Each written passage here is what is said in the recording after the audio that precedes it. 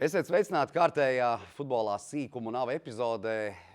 Raidījums, kas taps sadarbībā ar Latvijas Futbola Federāciju, un atrodamies mēs mājīgajās Sportlandes specializētā futbola veikala telpās. Un šodien es pat gribētu teikt burvīga kompānija.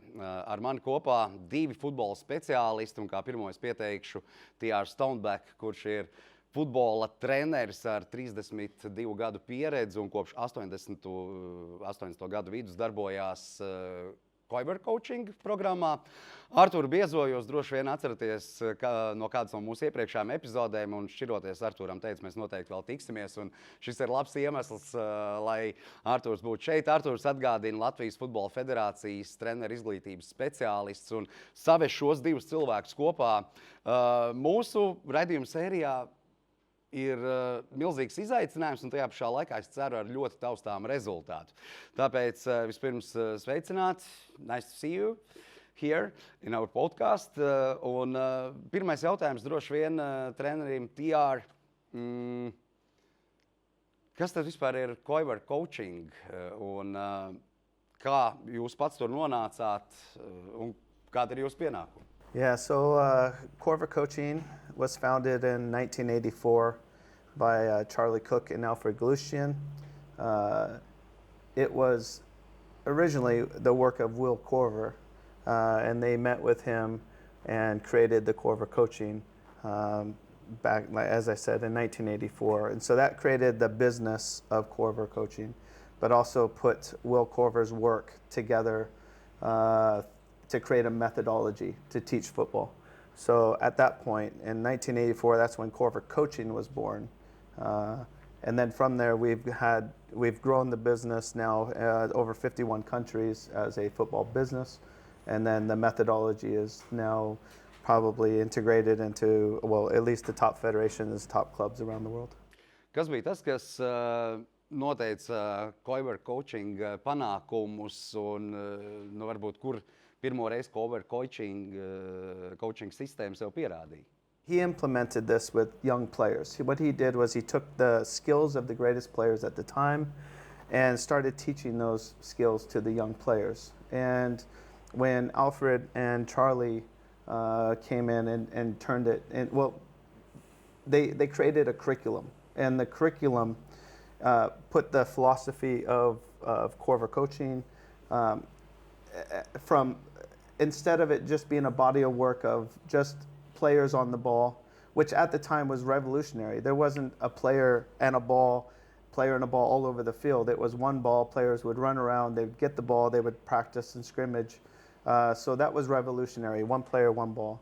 And then the high repetition with building and wiring the skill let kids be a bit more competent with the ball, and I think what it did is it changed the game because the kids were more comfortable with the ball, more confident, willing to see things in the game and maybe adapt to what was traditional at the time, or maybe even when you see how the coaches are asking players to do something, the players would do it a different way instead of maybe just traditional ways. But I think the adaptation of and also the philosophy, but the adaptation of traditional style football, where back in the day when Will Coerver was there, to now having players breaking down organized defenses. I think it created, I think there's success on two sides. One, I think teams were successful, but I think the fans also saw some excitement. They saw things that players weren't normally doing. And so I think it also grew the fan base of football, which I think is a big part of it as well. 84. gads, tā ir tāda diezgan sena futbola vēsture, un daudz kas futbolā ir mainījies, kas ir mainījies, varbūt arī pašā Coerverā. Coerver attīstība, kāda ir notikusi kopš tālā 84. gada? Actually, Coerver 84, it's 41 years now as a brand. I've been with Coerver for 32 years. Well, I think multiple. I mean, if you look at the curriculum, for example, early on, it went from repetitions with the ball to then graduated pressure to 1v1, 1v2, 2v2, problem solving. And then the curriculum also, in our philosophy, is about progressive pressure. So we integrate the ideas of technical mastery into progressive pressure. That's more game-like scenarios. And then we ask players to solve the problem. So in the end, we have graduated pressure drills. We have a focus on we do have a style, and it is small group play, pressure on the ball. When you have the ball or when you don't have the ball, we apply pressure. Also decision making, calmness in the chaos type of thing. So I think over the years, I think most people, when they have some criticism of Coerver, I think they see the original late 70s, early 80s videos of players on the ball doing this stuff. And it's beautiful, by the way. The kids are very coordinated and technical. But now when you see a Coerver session, it's fully integrated. It looks like a proper session. But our focus, again, is going to be the technical foundation. That's where we start with everything. Tātad es saprotu, tehniskā puse kopā ar to, ka ir jāpieņem šie lēmumi, ir jāatrisina uzdevumi, sarežģījumi, situācijas, kas rodās futbolā. Tas ir tas Coerver pamats. TR, tava pieredze šeit Latvijā, tu viesojies jau šeit 8. gadu, to nogriez nodēvēt par 10 gadi. Kā tu redzi, kā ir mainījusies Latvijas futbolistu profesionālitātes, spējas futbola laukumā? Kā tu redzi šajā 8 gadu nogrieznī? Tomēr jau gandrīz varētu teikt, viena futbola paudze ir izaugusi. The kids that have been in our program, the participants, for the longer period of time, definitely more skillful, more willing to take risks, and also the soccer IQ is a little bit higher. They see things a little bit differently than maybe some of the players that we work with that haven't been involved in the programs. But I would say overall, the soccer or the football is still lacking some depth. I think the players ultimately kind of drive it. I think the players also are trying to make coaches happy. I think they're trying to make. I think every player wants to go win the game, and I think sometimes the coaches maybe overemphasize the tactics and things because they can see how a player can win a game or how a team can win the game, when ultimately the players need to solve the problems. And so I think what I've seen here is the growth of the players. I think it's there. I just think that overall the game, I think collectively across all of Latvia, I think has to be, I think there needs to be an emphasis on what they're looking for as far as the players. You could have one team that plays with a lot of players that are more skillful. They'll try to play through lines. They'll play a different style of game, and then ultimately the challenge is, can they handle the strength and the speed and the aggressiveness of other teams, and it kind of becomes a little bit chaotic. The players that will eventually learn how to deal with that will still be able to implement the things and change the games and play multiple ways to solve the problems. But I think it needs to be an emphasis. I think the biggest issue that I've seen as far as the players here is that culturally, I think what I see is that they are hardworking. The young kids want to go for it all the time, and I think just physically very strong. But again, the depth and kind of like the soccer IQ, the depth of the player to be brave, take risks, also be accountable. The details, I think, and ultimately I say they lack a lot of the details where I see from around the rest of the world. Mūsu skatītāji nepiedoties, nepajautātu šo jautājumu, ar ko tu sāktu. Mēs šobrīd redzam Latvijas futbola nacionālā izlase, pasaules komandu reitinga atrodas, kur tā atrodas. Mums drīz ir spēle ar Anglijas izlasi šeit mājās, ko droši vien daudz gaida. Bet, jā, kas ir tas kopums, 8 gadu pieredze, ar ko tu sāktu, varbūt, nezinu, veidot Latvijas futbolu vēl labāku? Well, I would say composure.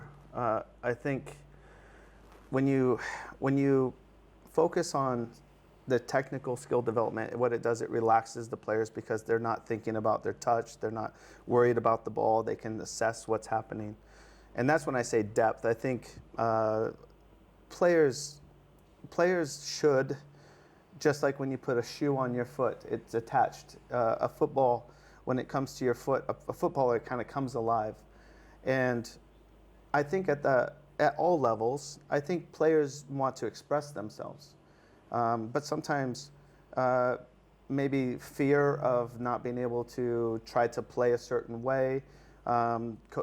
Coaches or maybe systems are set up to where players are playing a certain style, and maybe trying to limit some of those things so we can maximize the effectiveness of the play.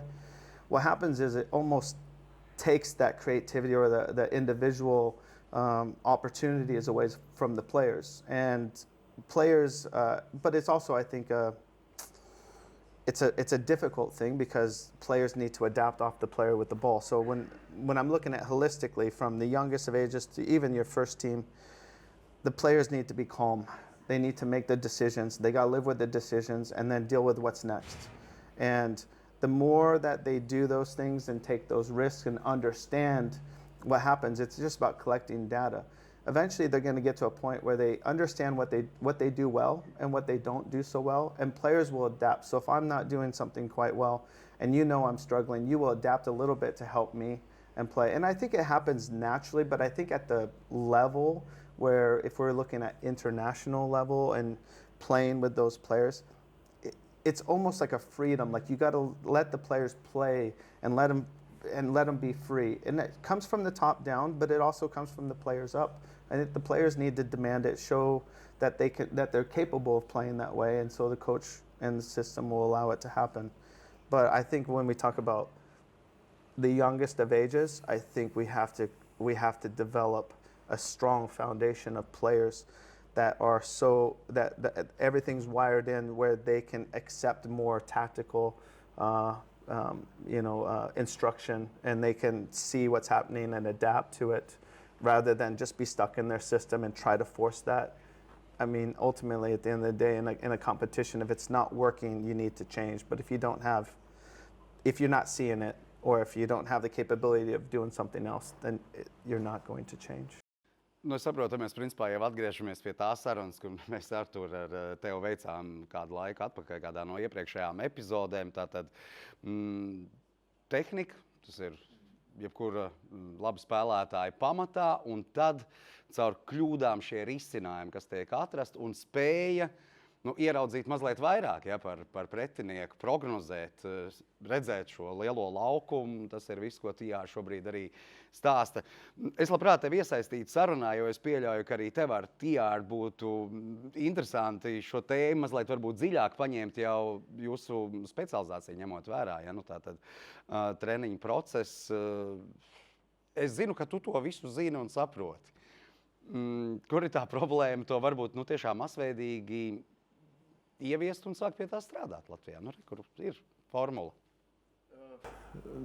Tā stiprā puse arī TR'am ir tā, kad arī tagad, kad viņiem bija nometne, mums bija arī trenera apmācības kursi, un mēs arī devāmies vērot, jā, to visu procesu, kas notiek, un treneriem vajadzēja analizēt un pēc tam prezentēt to, kādi viņi novērojumi.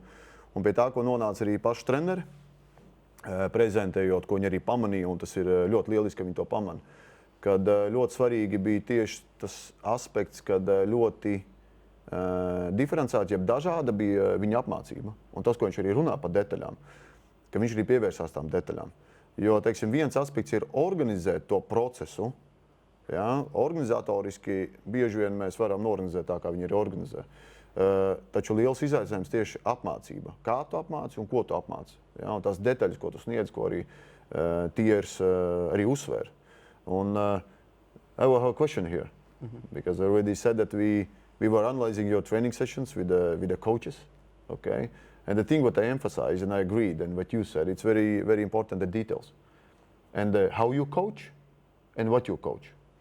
Can you a little bit give us the insight of your thoughts in the coaching? How and what do you coach? Well, again, we, as part of Coerver, and this is my philosophy as well, is that a team's strategy or tactics is only as good as the players that are in the team that are capable of doing that. So first, what we tried to do is we tried to develop the wiring of the skill with the player. So we do lots of repetition with the ball. And the idea, and this is one of the things that I think happens a lot, is that just a player on the ball doing exercises is not necessarily going to make the player any better. It will improve them a little bit, but ultimately it goes back to the details. So when I'm working with the player, and this is the foundation, which we believe everything is built off of this. If we can build the player better, then the team is better. But when we wire in the skill, so ball control is body control. So a big part of what we do with the ball is actually controlling our body, learning how our body needs to move. But it's not just exercise. It's coach deliberately setting up each of the exercises so that way we can try to pull information. And every player has a little thing that they need to do, probably different than everyone else. So we're constantly focusing on the individual player and tweaking their body to be in the correct position. And then what we're doing is repetition is going to start building a little bit more flexibility and everything else. And what we do is we take that short-term memory of what they're doing and we put it into the long-term memory. So it frees up more things. So a lot of times when I'm teaching the actual movement of a player and what they need to do, the first part is what we're trying to do. Then the second part is how we do it.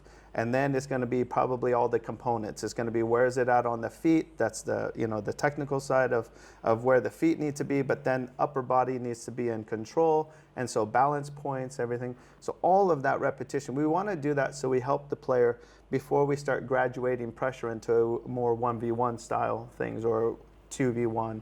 And the idea is that we want to progress. So we want the players to have enough capability with the movement that we're asking them to do before we put them into that environment. Because in the environment, we want them to start picking up the when, the where, and the why, right? It's more the tactical application. So we have the technical skill, and then we have the functional skill. And all of that is a process that takes a very long time. And even players that are professional players still can do the technical work to make sure that everything's still balanced and everything where it's at. Also, players change. Their bodies change as they get older. The game demands different things. A lot of times they start working and they're getting their structure more sound, so they're doing a lot more weights and they're doing a lot more fitness. And what happens is their body starts changing a little bit and how they do it. So sometimes we have to readdress that and correct some things. So it's an all the time thing. But that's how we teach. What we focus on that. We encourage. We really focus on the players and give them feedback on a consistent basis for the details. I think that's what keeps them engaged. It's why it's not a repetitive thing or like a non-fun activity for them. Also, in our program, we praise players that come back every day improved. So it's not like just do this and then we move on to the next thing. We say these are things that we are going to focus on here because we know that if we can do it competently and we can do it well, that when we go to here, then you can do this well, which means we can give you more and we can challenge you more. And so what happens is the environment becomes very quick, very chaotic, and players make decisions, but they have this calmness because they've got the skills wired in. They don't think about how to do it. They don't think about the ball. They're looking ahead, they're seeing the solutions, they're just playing. And then, on top of that, we talk about small group play. So then we build into that, where if I'm capable of doing things and I can slightly adapt what I'm doing to play with specific players, now I'm maximizing my ability to play with the team. So I do that, and the idea is that, yes, they're focusing on themselves, but eventually they just focus on the other people. They no longer focus on themselves because the only way they become the better teammate is by focusing on every player individually. So that's how we train, or at least how I train. And my job is not the team. My job is the player. I want to make this player the best player they can be so the team and the coach can implement what they need. TR, es vienkārši klausos, tas viss ir ārkārtīgi komplicēts pasākums, un lai izpildītu visu to, ko tu teici, jāpievērš ārkārtīgi daudz uzmanības vienam konkrētam spēlētājam. Es šeit neredzu tādu masveidību. Tas ir milzīgs darbs, kā to vispār panākt. Coerver pamatā tas nozīmē, tas ir tātad maksimāli mazas grupas, kur treneris katrā var šo ieraudzīt, izstāstīt, nodot tālāk. Kā tas strādā? Yeah, I think implementing Coerver in the team might be slightly different than how we approach it in our academies, in our schools. We try to do 12 players to one coach. And even though the group is important because everything goes to small group, because we need the assistance, we need the added pressure, we need to have scenarios that would kind of replicate what would be in the game. But the idea is that you want players pushing each other or chasing one another as well. So even though we have a small group, we might have especially with a topic, we'll have our topic. We will give a series of exercises that we'd want the players to do. But inside of that, every player has their own development pathway. They grow at different, physically they grow differently, mentally they're growing differently. Sometimes they're still learning how to train properly. So it's all over the place. So every player inside the environment still has their own unique things that they need to work on. And that's the job. Like when we talk about details for every player as far as how to do the moves, just the technical side has so many details. But to get a player to engage and to get the most out of them, they also have to be, the details for each of them is going to be different because we need to bring them together. Like what we're looking to do, we can't just broadcast and collect and everyone understands it. We literally have to, if I have 12 kids, I have to have 12 ways at least to teach the same thing. So that way I can get on the same level with each player. So that's, Coerver is a very, it's a very deliberate system as far as trying to get the outcomes that we want, but how we go about it is very deep. I think we spend so much time trying to learn who the players are so we can help them the most. But that's also why we can get a lot in, is because once we understand that relationship between player and how they're going to take the information, then we can deliver it effectively to them in a much easier way because we now know the line of communication is specific here where it might be different here. So we can say this is what we want in general, which helps them because a coach in most situations is going to say this is what we want. Now it's up to the players to do it, but we can then explain to each player individually how, or sometimes it's groups of players, how to do what we just asked them to do. So it's kind of learning language as well. I think there's a lot to it. It's not just I think there's, again, many parts. I think it's language, what we teach as well. So I will say, do an exercise, and I'll give you a couple different names or ways that coaches will also explain it to you. And that will also help you. So when you go to a different environment, you have something at least as a starting point that's similar to maybe what a coach is asking. TR, tu un tava komanda, jūs taču nevarat rauties uz pusēm un būt visur. Tad jums ir jāizaudzina šī treneru paudze, ja, šie treneri, kas darbojās Coerver sistēmā pēc jūsu pamatprincipiem. Dažos vārdos izstāst, kā tiek sagatavots treneris, vai tā ir viņi jau derīgi, viņi nokārto treneru kategoriju, vai jums ir īpaši apmācību kursi, kā tie notiek un kā jūs izaudzīt treneri, kurš strādā šajā Coerver sistēmā? Very good question. In fact, most of what we teach is probably through demonstration. So coaches need to be able to demonstrate what they're asking the kids to do. I think there's also a benefit because once a coach can demonstrate, the players see that a coach is capable. So I think there's a little bit more respect that way, that they're asking you to do something they can do. So I think that's important. But when we talk about bringing on coaches, it's not just do the ball mastery exercises, and there's a lot of them that can do that. The reality is it's how does that tie into the game? So they have to have an understanding of the game and the tactical application of movements. Also, players have to like the coach. If the players just don't like the coach, it just doesn't work. And so so the trainers that we look for are ones that want to be in this space, where they maybe don't have aspirations to be team coaches, where they are really more into the science maybe of football and helping the young kids. And a big part of what we teach to our trainers is the psychological aspect of the game, the growth of young players and how they grow with their minds, and how the link of ball mastery, for example, the repetitiveness, how that links to the brain where it develops that neuro highway. And at a young age, it's very important that we get those wirings in, because as the kids get older, past 12 years of age, it's very difficult for them to acquire those new skills. So what we do needs to be done properly, and there needs to be the details that we talk about a lot, but it also needs to be fun and engaging. So understanding how to take a basic exercise and be able to ramp it up very quickly to meet the needs of those particular kids that want it. Coerver treneri Latvijā iegūst kaut kādu īpašu certifikātu, Coerver treneru certifikātu, vai tā tas nav? Vienkārši gribētu saprast šo pusi. Yeah, we have a internal like a diploma and certification, but the most important thing is the ongoing training, where we have our trainers will go to like Germany last year, for example, where we had 180 coaches and licensees. And what we do is we do it as a study weekend. So we're working with top neuroscientists in the world, psychologists, again, but also then on-field updated training methodologies, talking with all of our network.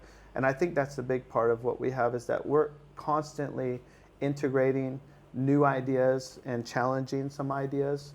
And at the same time, we've had such a history, and we're, the results from all that history. So we know what works, but can we also challenge ourselves to get outcomes even in a quicker way or a more sustained way? Like we're always looking to try to do things better. So that constant communication and sharing of ideas and philosophy, inside the philosophy, but how can we tweak things to get different things out of it? Plus the game is always challenging us too, because you'll see trends in the game. Players want to do what they're seeing on TV or what they're seeing their players do. So a lot of that is automatically integrated into the system, which means that we have to alter some of our sessions to meet some of those new requirements. It's not difficult, but it's just a change of topic, or inside of a topic, it's a change of the delivery mechanism, which is going to be the session, to help the players achieve some of those goals. And every time we do it, I feel like football, like anything, it's your cycle, you go through it multiple times, and it just keeps, and every time you come around, you do things a little bit better, you do it better, and you just keep on improving. Plus every player that's come through the system's helping the coach get better. The coach is learning from the players are giving them some troubles maybe that they are not used to, so the coach has to come up with a solution with the player, and now the coach has that as in his toolbox to work with the next group of players. So every time a player comes, that helps the coach also as well. Artūrs varbūt man palabos. Coerver, tas šeit Latvijā ir vairāk tomēr kā tāds papildu nodarbības futbolā ārpus akadēmijas, individuāli. Tajā pašā laikā šķiet, kur tur ir problēma, ja šo visu pārņemt un varbūt pēc Coerver metodēm darboties arī klubu sistēmā. Yeah, so because our focus is isolated, individual, and then into the small group play, I think when you look at, if I was to just be as a team coach, yes, and I need to prepare for the weekend, there's a lot that I need to do to get my team ready. Yeah. So how I believe that Coerver should be implemented is one is that you need to be structured in your training session to say, this is the topic, so this is how I'm going to warm up. I want the players to be on the ball doing movements that are similar to what the topic is, and I want them to get touches on the ball. And then you can add components of our curriculum into a team session. again, we go all the way up to small group play.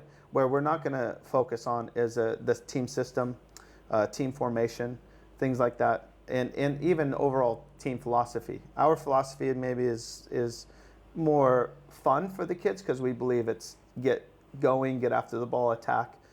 But some teams might want to do things slightly differently. So you can integrate the 1v1 exercises, all the way up to a small group, and you can put those into your team system. Now, coaches have their own prerogative, and they can do what they want to do, or maybe even the club as a whole has a system that they're teaching. But you can plug Coerver into a lot of things, especially early on in the session. One player, one ball, 1,000 touches in 15 minutes.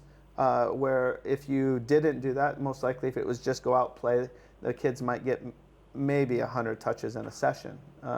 But so you can get lots of touches. And then again, most situations is going to come down to decision making with the players. And if a player isn't capable of doing something, then that's not really a decision for them. So I think there's that integration of, this is our topic, this is what we want. Here's a couple ways to do it. If players don't know how to do it, you should be implementing.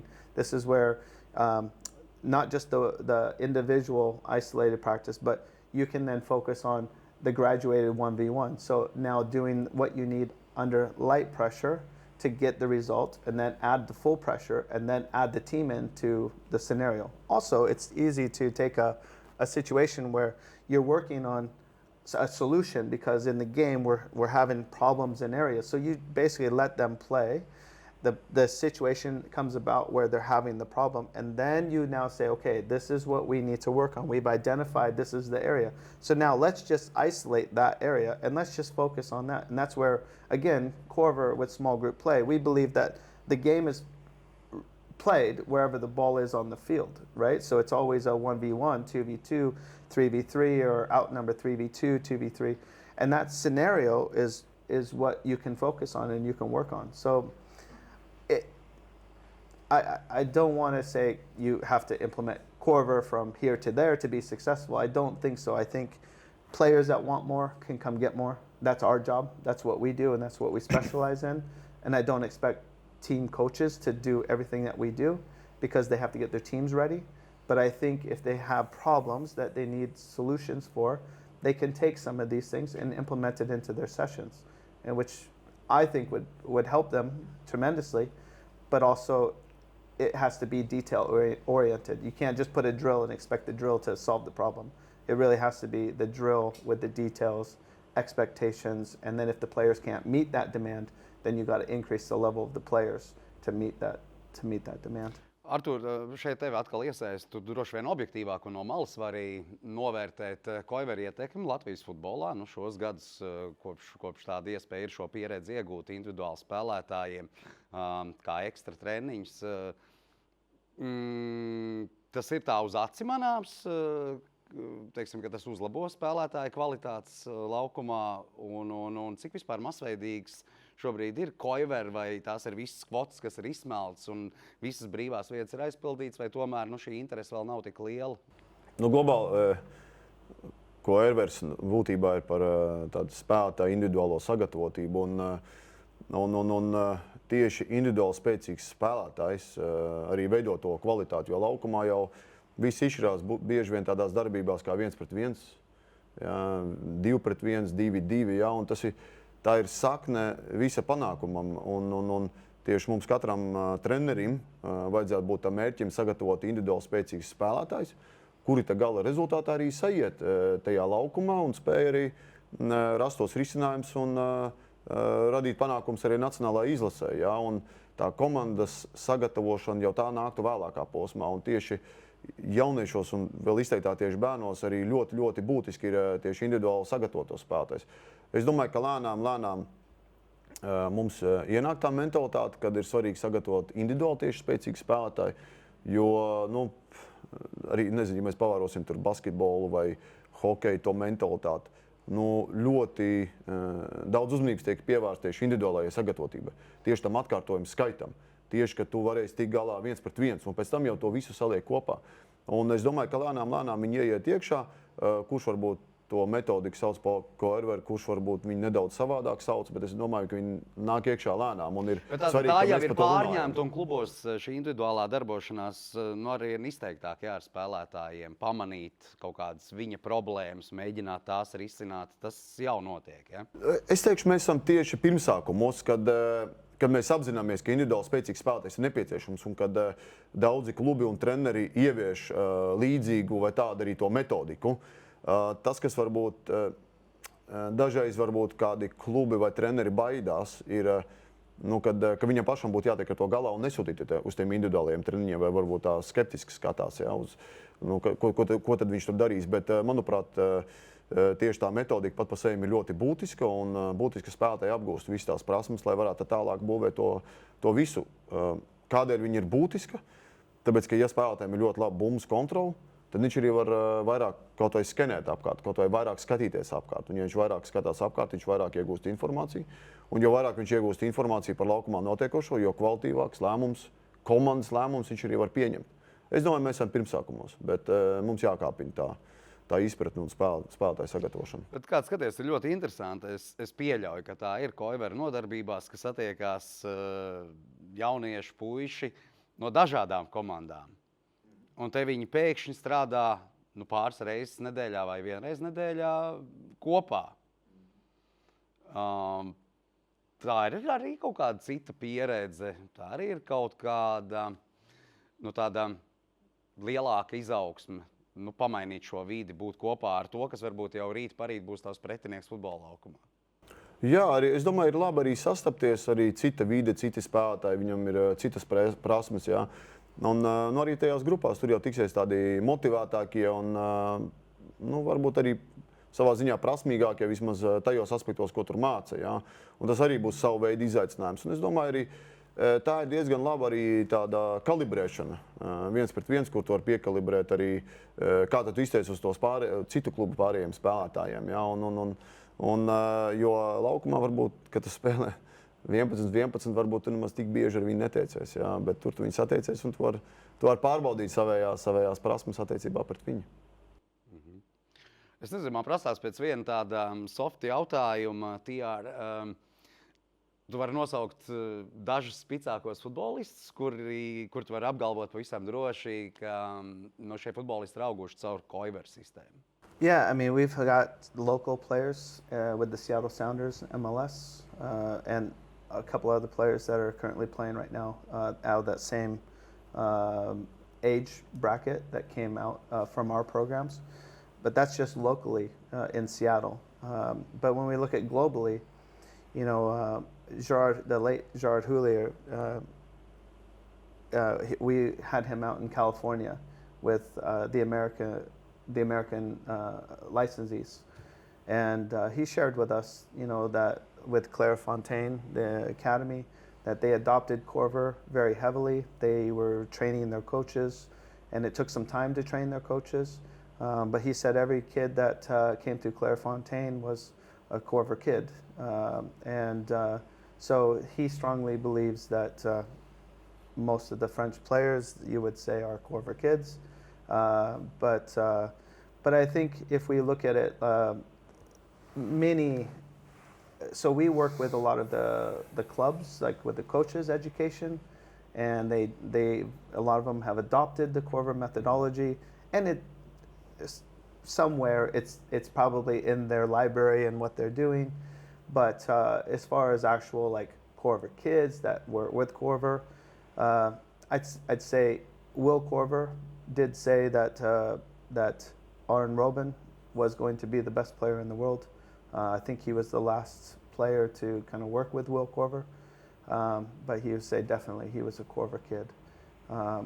But yeah, I don't want to say like just names, but I can say that many of the players that are at the highest level will say that Coerver had a big part of their development and the reason why they were playing at the highest levels. We don't pay for any players to give us any type of recommendations or anything like that, but you'll see there's players and federations and even FIFA and UEFA who have either given us awards or have complimented us on the work that we've done within their organization, or even ask others or basically promote Coerver to be a part of the system because they've benefited from it. So, yeah. Nu šeit tas, ko es varbūt uzsvērtu, ir, kad tev varbūt tas jautājums arī bija par to, kad tieši caur Coerver. Bet būtībā tā ir metodoloģija un Coerver ir kā firma zīme, ja brands. Bet idejiski ļoti daudz arī federācijas un klubi, viņi varbūt sauc viņu vienkārši savādāk. Viņi varbūt izmanto viņu savādākos vārdos, bet pati tā būtība, ka tā ir spēlētāju prasmju, individuālo un mazo grupu prasmju sagatavošana, tas nemainās. Te var būt tāda vārda spēle to konkrēto brendu, bet tieši tie kvalitīvie spēlētāji, mēs zinām, ka viņiem ir ļoti laba bumbas kontrola. Viņi ir labi pārstrādā 1-pret-1 apspēlēšanā vai mazajās grupās. Un metodoloģija ir ļoti daudz, kur es esmu braucis skatījies, viņi ļoti daudz kur pieliek. Es tev pilnīgi piekrītu, jo patiesībā es tieši gribēju teikt, ka man ir sanācis dzīvē vairāk kārt vērot Coerver treniņu procesu, un tad es salīdzinu ar to, kas notiek mana dēla akadēmijā, un es redzu, ka tur kaut kādas lietas pat dublējās, pārklājās, un tā tas notiek praksē ikdienā. Bet vai visos klubos tā tas ir? Kāda ir tava pieredze? Tā, teiksim, Latvijas futbola sistēma arī ārpus Rīgas, kaut kur viss tie treniņu procesi ir vērsti uz šo individuālo? Manuprāt, arvien vairāk un vairāk mēs tuvojamies tam, kad daudz pievēršam uzmanību tam, lai, kā TR arī teica, ka nevis viena bumba uz 5 vai 6 spēlētājiem, bet kad rūpējamies par to, lai būtu ļoti daudz bumbas pieskārienu jau treniņa sākumā, un būtu prasmīgi spēlētāji. Mūsu mērķis ir, mums ir jārada prasmīgs spēlētājs, nevis komanda, kas vinnēs bērnu turnīrus, bet ir jābūt prasmīgiem spēlētājiem, jo tas ir visa pamatā vienkārši. Un es domāju, mēs esam pirmsākumos un arvien vairāk un vairāk tiek pievērsta uzmanība, un arī tā mentalitāte, manuprāt, mainās, ka ir jāsagatavo individuāli spēcīgs spēlētājs. Yeah, and I mean, for example, we have a lot internal. We have players that have come through our system. So internally, we see it. The thing is that we, like I said, we don't pay for any promotions. We don't ask players to give, any type of recommendations or anything like that. But I can share with you, Holland came through the program, and same it's a big thing. Country. Yeah, well, Erling Holland, so the player for Man City, right? So you have a player that is at the highest level, Man City, top goal scorer, who came through the program. You also have, when you look at Japan, for example, several, I think 8 players that were on the men's national team came through the Coerver program. And the same thing on the women's side in Japan. So, and just looking at in the scenario like that, there's a lot of players that have come through the program. But like you said, it's not necessarily going to be called Coerver, because when you go to Ajax, it's Ajax. All right. If you come even through Meta, it's going to be Meta. But what players choose to do outside of that, if they come to a separate program like Coerver, well, then they'll do Coerver. It's just one of those things. We're a brand, like you said, so we're separate. But we work a lot with the clubs and the federations. They also have their own brand. So, and what's implemented into that, like I said, it goes back to one player, one ball. You'll see sessions starting off with all the players with the ball, doing moves, things like that. I would just say that up to the point where we started, that wasn't the norm, and maybe wasn't happening at all. Es saprotu, ka šī pārņemtā pieredze no Coerver ir šobrīd sastopama teju katrā sevi cienošā klubā, jo arī klubi ir sapratuši, ka tā lieta strādā, un tas ir pierādījies ilgtermiņā daudz gadu garumā. Un vienalga, kā tu to nosauc, vai tas ir Coerver vai nē, bet tā ir individuāla darbība, un tieši pievēršamies šīm prasmēm. I have a question.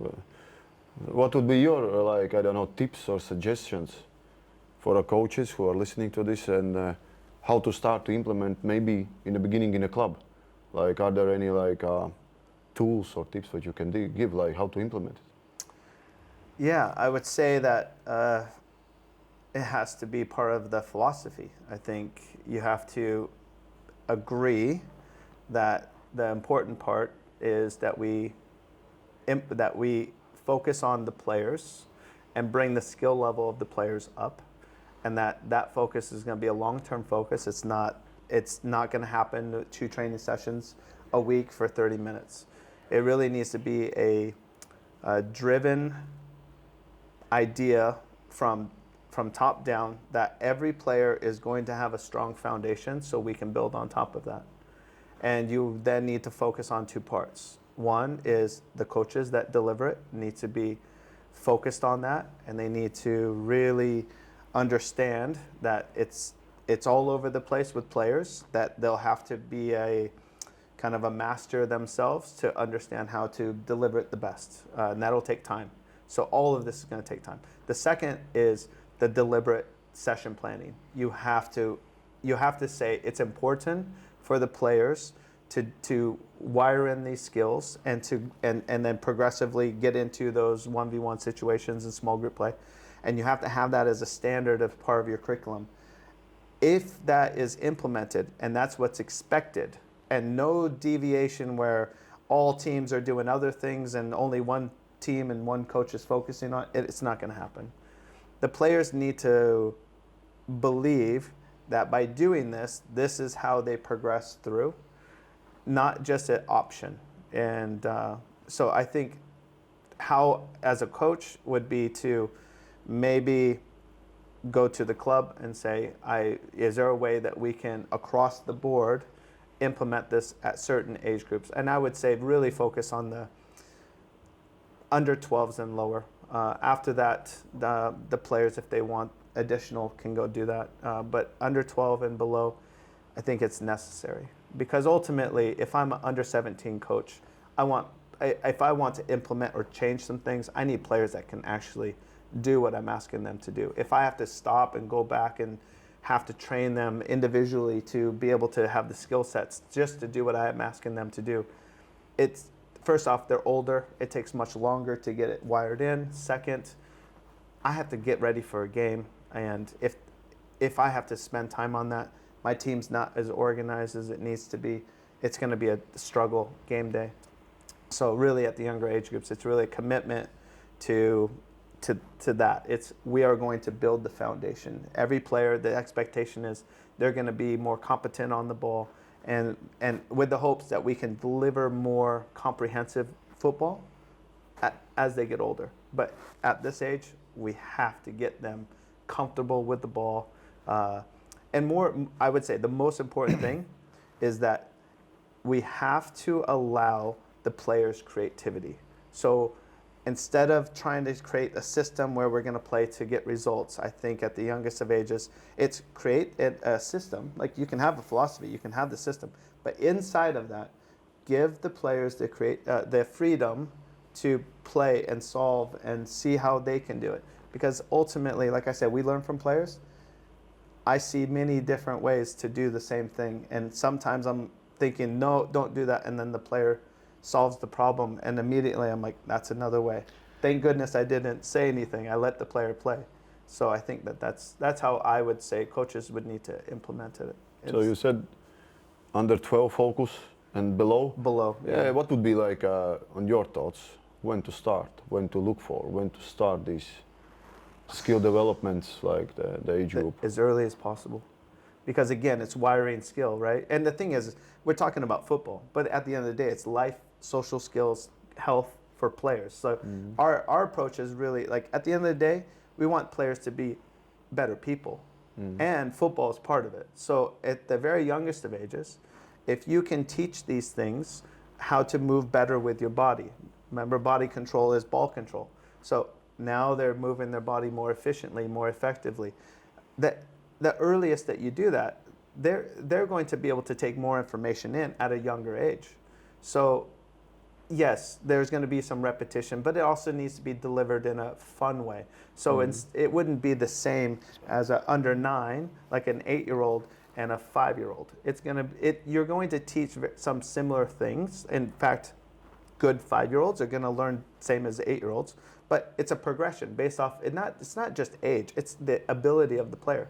So at the very youngest of ages, when kids have interest, then you graduate again, like how you implement it. It's fun-based at the youngest of ages, but with detail. So it's not like, oh, yes, whatever.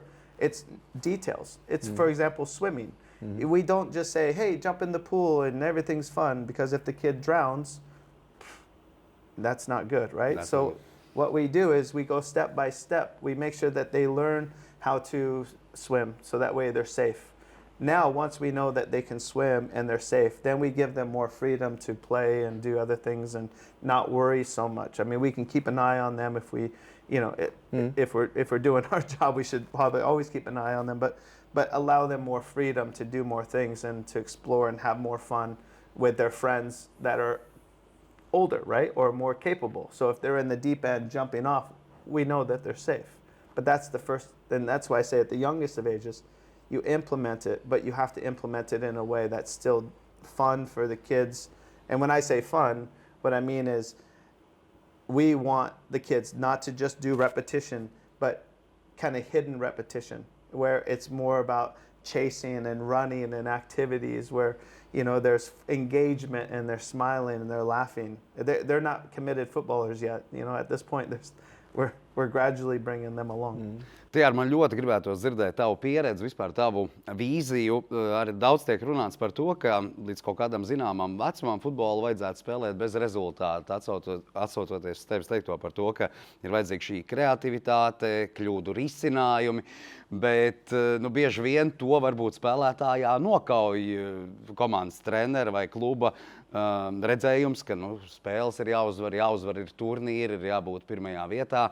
Kāda ir tava vīzija? Jo arī šeit Latvijā par to tomēr mēdz diskutēt, ka varbūt līdz kaut kādam zināmam vecumam šim futbola rezultātam nevajadzētu būt nozīmē. Kā tu to redzi? When you step on the field, you play to win. But how you win, I think, is the crucial part. I think at the youngest of ages, it's more about integrity. Do the hard things. Make sure you learn how to do it properly, because in the end, it's more about sustainability.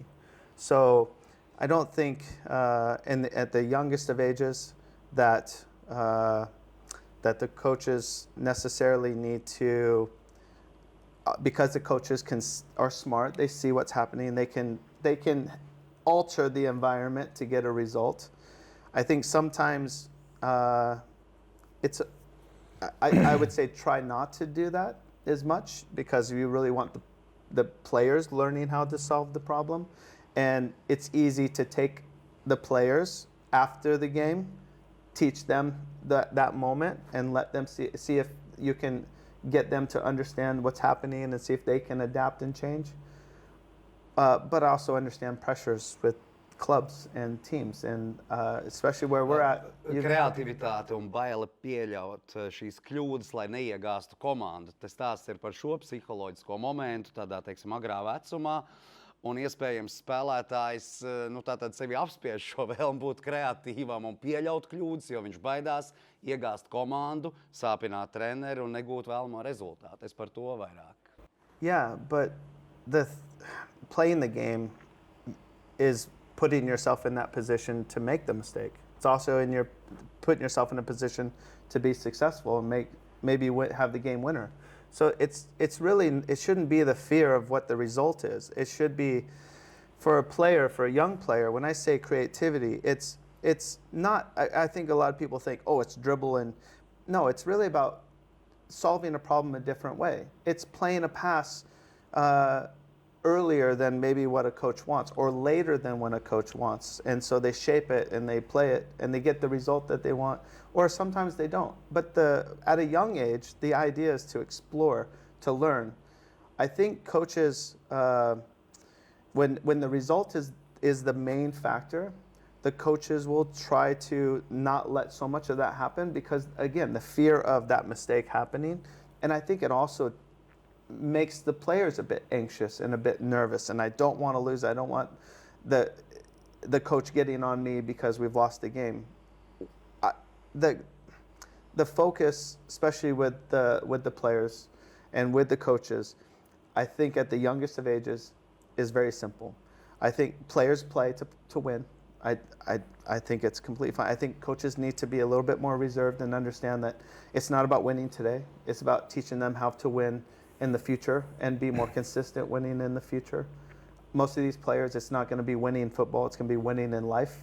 So I think a lot of these things can be taught in a way that helps the player be a better person. And in the end, if they're still involved in football as they get older, they can help other players. I think everyone's working for the same common goal, and that is to be successful. But I think if we look for today and we forget about tomorrow, I think we're in trouble. So, but I will go back to this about coaches and where they can influence things. I just had a meeting before I came over with one of our pro players. And we were talking about this. He started off with us when he was very young, 4 years of age. And he said, you know, the players where we see it struggle is that they're afraid of making the mistake because then they're judged on that mistake. And a lot of the things they do well are overlooked because that moment is such a powerful moment when they make that mistake. And he said, you know, TR, like the one thing that kind of helps players get through it is not when a coach yells or points it out, but comes over, puts his arm around you and says, we believe in you, don't worry about it. That's just one thing, and I'm sure you're going to take care of it. But knowing that you have someone on your side to take those risks, to try to do new things, and eventually let you build other things that you can do is more powerful than anything else. And so I think when we talk about these things, I think I have, through 32 years, I have some, you know, experience in what's happened and what I see. But ultimately, it's the players that come back and share everything where we get to see the end result, right? And what has been effective, what hasn't been as much as we thought it was.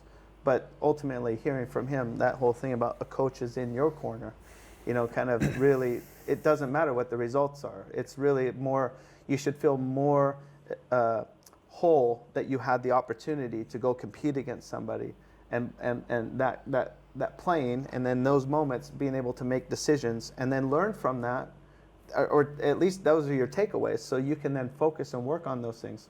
I think that's ultimately where.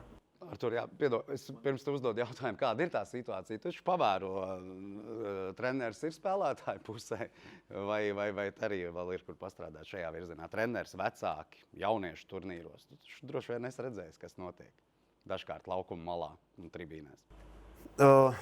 Ļoti labs jautājums, ko tu arī uzdod. Manuprāt, tas radošums, ja, jeb kreativitāte un tā riska uzņemšanās, un kas tad notiks, ja es kļūdīšos, pievilšu savus komandas biedrus, pievilšu savu treneru un pievilšu savus vecākus, kas bērnu turnīrā stāv malā un vēro. Ja.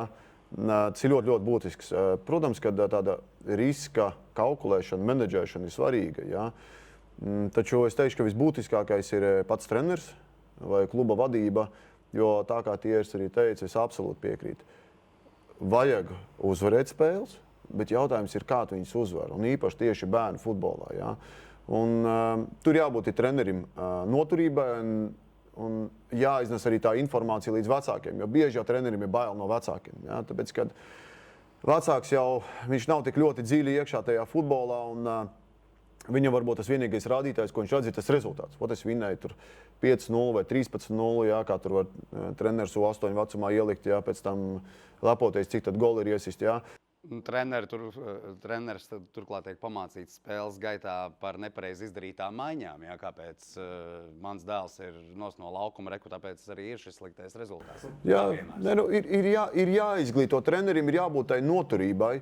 Un es domāju, ja ir tā komunikācija ar vecākiem, un ja tu viņus izglīto, un tu liec saprast, kas ir tā kvalitātes zīme, kuras sniegs nākotnē to attīstību, es domāju, ka vecāki ir par to. Vienkārši vecākiem varbūt trūkst to rīku.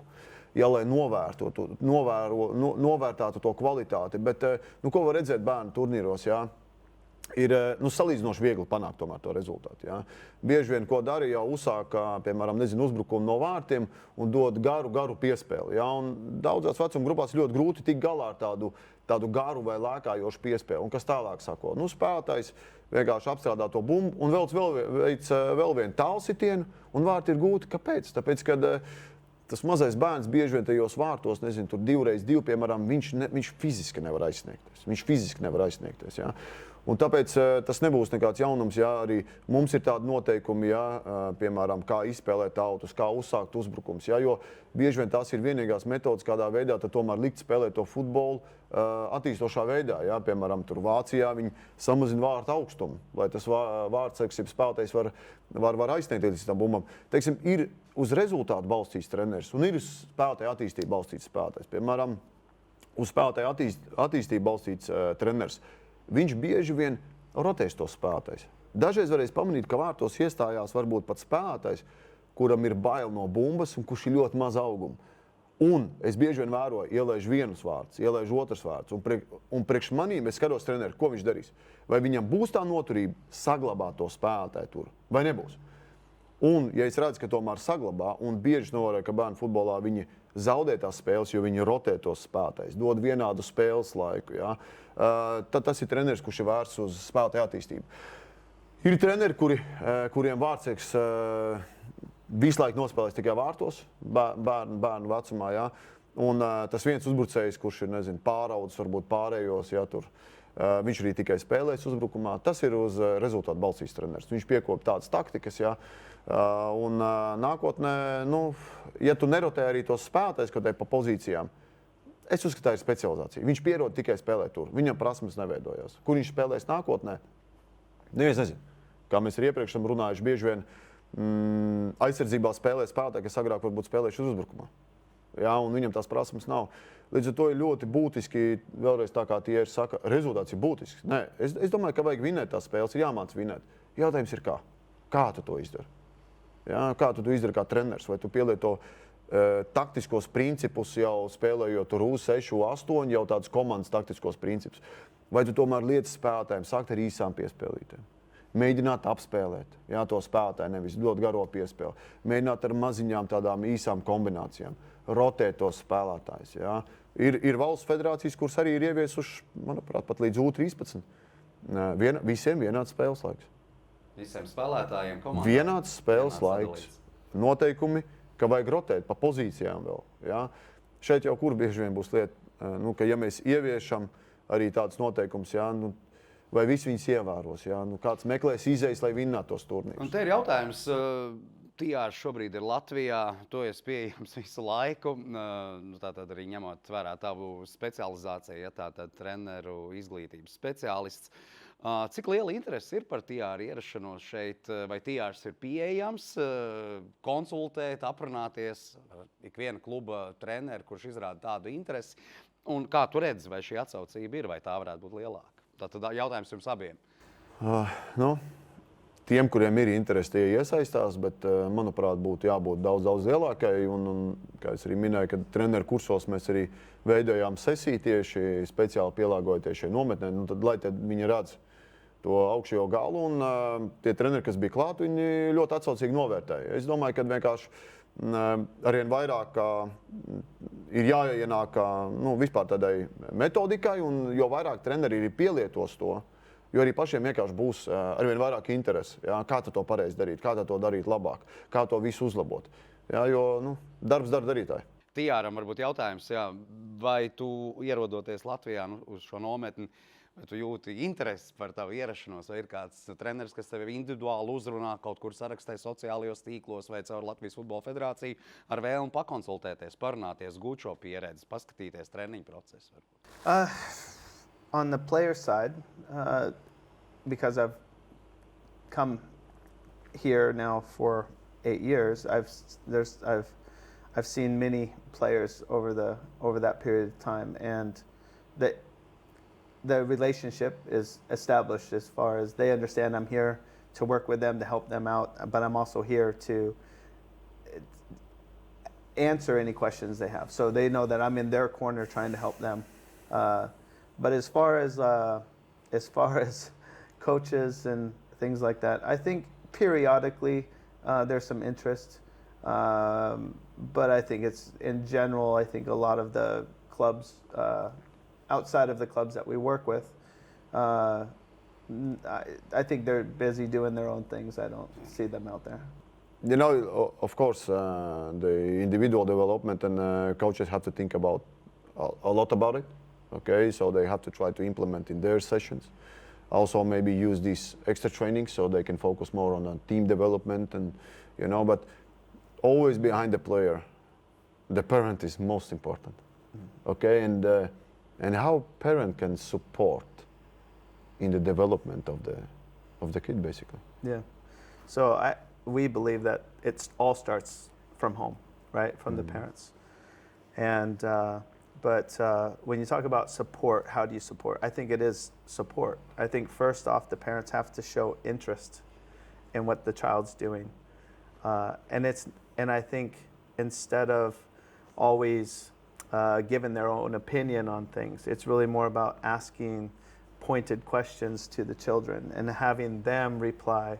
And also, you know, one of the tools that we share a lot is that ask the players to show you and teach you what they're learning, because the more that you're involved in trying to do it and asking them for their help, then you get to see how much they're actually retaining. Also, it helps reinforce what they're learning, because when they try to teach, maybe it's a little bit wrong, and then they say, no, it's like this, and then they see the parent doing it wrong, and so they're trying to help and fix. But that's just that positive reinforcement. So there's another way to go there, and we feel like the engagement, like showing that you're interested and actually participating, is really the key. Also, you know, as much as I think it's said, is really when after the session or anything like that, is really kind of make it a happy experience. I know it sometimes might be cold and everything, and the kids get in the car and the parents are, oh, it's freezing out there. Well, the first thing you just said, it was freezing out there. What you should say is, oh, it was great to see you out there doing your stuff, and think about it, you're putting in the time where other people aren't, so, you know, good for you type of thing. So I think that's where parents can really help out. And it might go against kind of how parents normally are, but we're parents, yes? Our job is to support our children as much as we can.